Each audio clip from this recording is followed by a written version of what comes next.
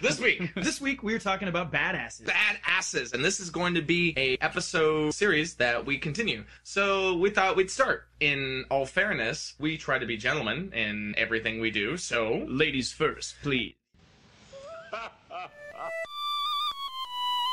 Kill Bill, Volume 1. Amazing. Top notch. Tarantino's really good for getting good acting. Uma and Tarantino work together on this. And she's charming in Pulp Fiction, but you don't walk away going, man, I love that woman. Mm-hmm. In this one, you do. So she co-wrote this with Quentin Tarantino, and what a great character and execution of the character. I've covered this before in regards to actors who you don't see them, but they just all act through their voice. And I think it took an immense amount of balls for Tarantino to name a movie Kill Bill, and you never see this guy's face in the beginning. Part 1, he is Dr. Claw. Yeah, he is, basically. You only see his hands. You've got 4 females and 1 male in this assassination squad. And they're badasses. So again, Tarantino goes beyond just the one character. You've got a bunch of females that are amazing in both parts.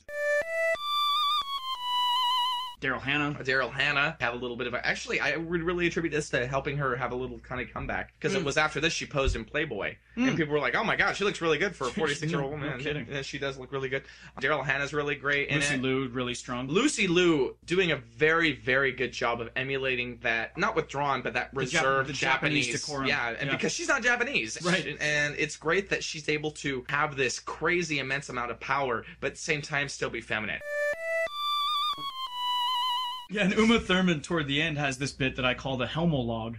Oh, where she's all just talking from inside the helmet? Through a motorcycle helmet, does the entire thing, and again, really ballsy for Tarantino to do that. It's just all through the face. And it was also mask. The mask, and also great to have that Kung Fu Cinema thing where it's like she says the line. She says, I could keep my wicked life for 2 reasons. As I said, I allowed you to keep your wicked life for 2 reasons. Another really great little like... A part of an alliance and a traitor. Even if you hated Pulp Fiction for the violence, it's probably worth getting through it for Kill Bill Part 1. And Part 2, somebody who doesn't like violence, it's going to be a much better experience for you. The anime sequence in this really, really draw a lot of people in. And yeah, we understand. Yeah, so cool. Stylized, amazing. I want to know what else that team has done because it is really cool, stylish. It's got this fluid nature to it. Almost Silver Age look. It's awesome. I've said this to a lot of people just in talking about the movies over the years. I would challenge people to how easily you could deal with the scene of O-Ren and what she deals with her family in those scenes that are animated. How hard it would be to watch those events happen live action. That's a really good point. We really do live in a day and age, especially in cinema, where the body count is just falling left and right, and it's just utter carnage. It's not carnage in this. Well, there is carnage. I was going to correct him on that. But this scene is not carnage, so... Right. This one, it calms down a little bit. The fight is more realistic in that when it gets down to 1-to-1, it's not the same kind of fighting. Yeah, it's two cuts. Andre the Giant was right. I could kill you now. I believe you. So I believe you. Obviously, that would take us into Part 2. Daryl Hannah is so good in this movie because she hasn't been given a strong role in a lot of stuff lately. Even in Blade Runner, her character fought a little bit, but the rest... And screamed.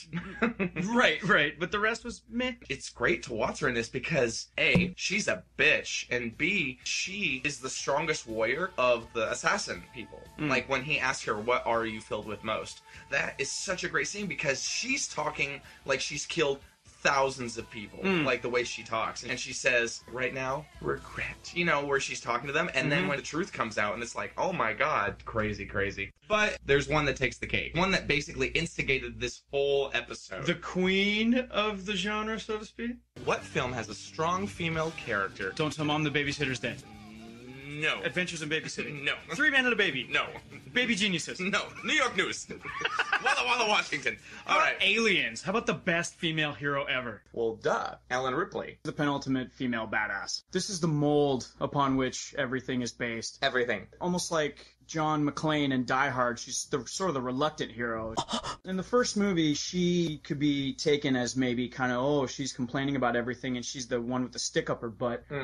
But this one, it's more cemented, and I don't know how much of it's Sigourney Weaver and how much of it was the writing, but just the way she goes about it right off when she meets Burke with the douche hair, as our friend pointed out the first time seeing this movie. She cuts him off, and it's not that she's being bitchy, it's that she's insistent, she's firm about what she wants to know, and don't lie to me about it. She understands the whole idea of a company stooge. That's what this guy is. She doesn't necessarily write him off, but she knows that she has to go into a certain mindset to deal with him. She has to give the strength there. She asks him, how long was I out there? Well, I don't... How long? Yeah, she just, I'm even giving it too much emphasis in that she doesn't get angry about it. She just doesn't let it go. Answer my question.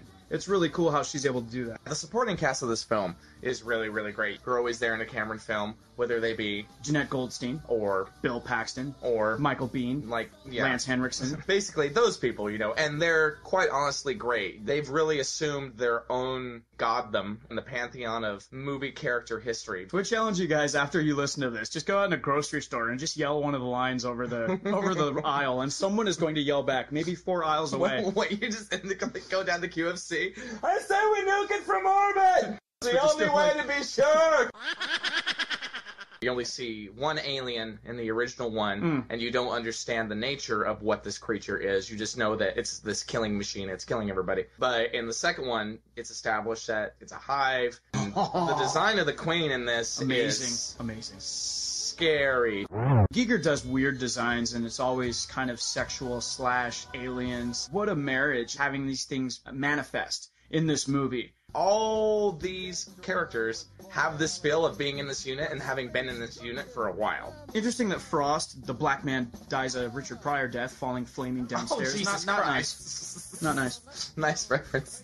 Mm-hmm. Even the women who are in it, who it's great because they have strong women that aren't Ripley who are in there, are just another one of the guys. Yeah, the team of probably 10 Marines or 12 Marines, there are 3 women, and that ratio in 86 is pretty good.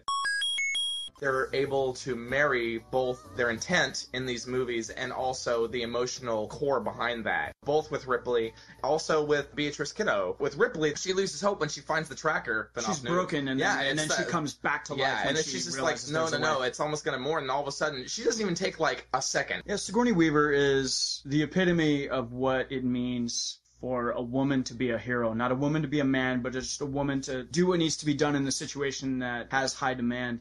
But we want your help. And we need other input about this. I think that's important just both from you, the fans, but also just to open up our taste where it's like, oh, wow, I didn't know that. Yeah, we can brag about our movie collection or things that we wish we owned, till the cows come home and the chickens go to roost and other animals do other things.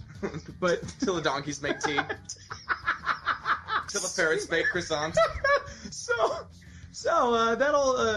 this will be our first installment in Badassdom, with the females taking the lead. Until next week, we are the Cinema Triforce with the Cinema Sluts. I am Chris Fred. I am Matt. And we will return.